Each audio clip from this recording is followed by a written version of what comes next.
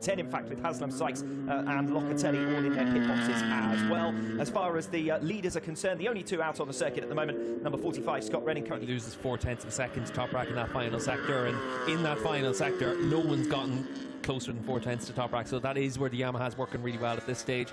Obviously, you expect it is no surprise that in a section of the track where you really need to brake on the angle, that the Yamaha's just got that bit of extra performance in some of the other bikes out there. So that is where the Yamaha's really strong. We've seen it so far around this track that in the middle sectors it has been a case of the Kawasaki's and the Ducatis having a little bit of an advantage, but that can all change now in the final 10 minutes of the session. Yeah, so it's not sort of a Ducati problem in that last sector, it's more about Top Rack and the way he works with his Yamaha. Yeah, everyone's going to have a bit of a Top Rack problem in that final sector, and you can see Furlow's making his way out of the pits. He's already put 11 laps under his belt, and that's good to see as well, considering the injuries that he's had over the course of the last few rounds. And hopefully for him it is a case of being back on form and back to closer to full fitness and being able to ride a little bit more uninhibited than he had been in recent rounds. Several riders though waiting a fair while before among them. You'd suggest that riders might perhaps have been expected to really put in as many laps as possible as far as track familiarisation was concerned. Well, I think that's why we saw some longer stints at the start of the session, riders going out doing 8 or 9 laps and then coming into the pits and making some changes to the bikes and then going out for these final 12 minutes. And you'd expect to see everyone stay out all the way through until the end of this session now.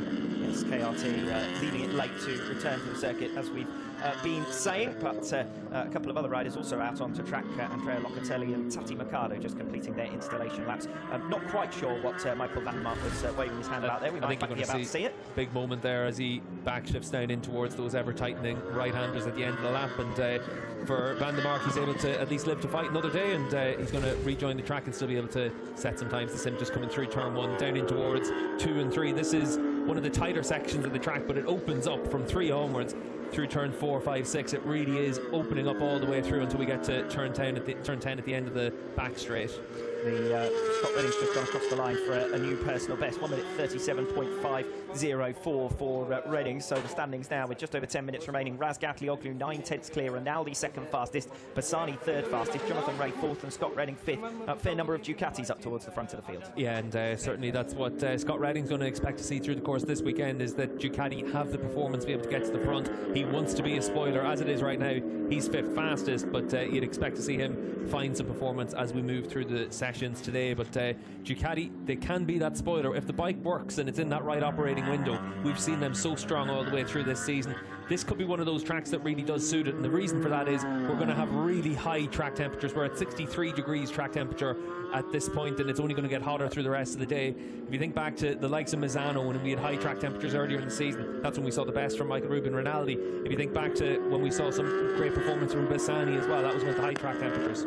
Yes, at what track temperature does the track temperature indicator start to break? Because if it's going to happen, it's going to be the up. It's already the temperature right up there. Well, I think the humidity meter is definitely broken, because it's only saying 58, and it certainly feels a lot more than that, than 58%. But it is hot and sticky and difficult conditions for everyone here in Indonesia. And speaking to a lot of challenges that they'll face this weekend, one of the big things is just getting your body to cool down after you've been out on track. That's why we're going to see the riders with their little paddling pools out the back of the garages, and they'll get straight into that once they finish a session, bring down their body temperature, get themselves cool, and start the recovery process, because that's one of the big challenges that you have in World SBK. With 3 races in a weekend, it's really difficult for these riders. Very different challenge to what you have for the likes of MotoGP riders, where you've got, you know, Friday practice, physical to try and manhandle the bike over the course of a 21-lap race, that you're going to need to have an awful lot of concentration to avoid making mistakes. And that's one of the big challenges for the riders.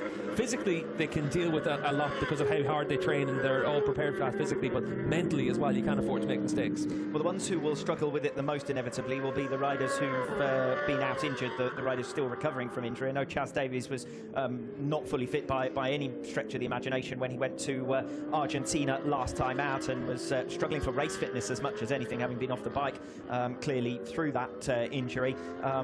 He might be among the riders perhaps who will struggle. Chaz's favourite track's one of the places he went really well, because traditionally his fitness has been a big advantage for him, and that is one of the areas where some riders in the past had a big advantage over others. Now pretty much everyone on the grid is super fit, and that advantage that you might have had, it does get minimised quite a bit. But if you just have that small 1% advantage, it can make the difference over the course of 3 races in the weekend. Yes, he's not shy of the mountain passes, is he? A little bit of cycling up in Andorra. Yeah, and you tend to see with all these riders, when you look at their social media, it's always in the middle of race weekends, or the gap between race weekends, they're training hard, they're all out cycling or hiking or running or one thing after the other. And I think here in Indonesia, we've seen quite a few of them out swimming as well.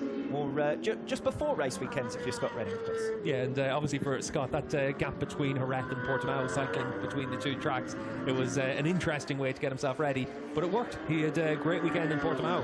Yes, anyone who'd been criticising him prior to that weekend for the decision to exert himself between 2 rounds quickly had to eat humble pie after a brace of second positions over the course of that weekend.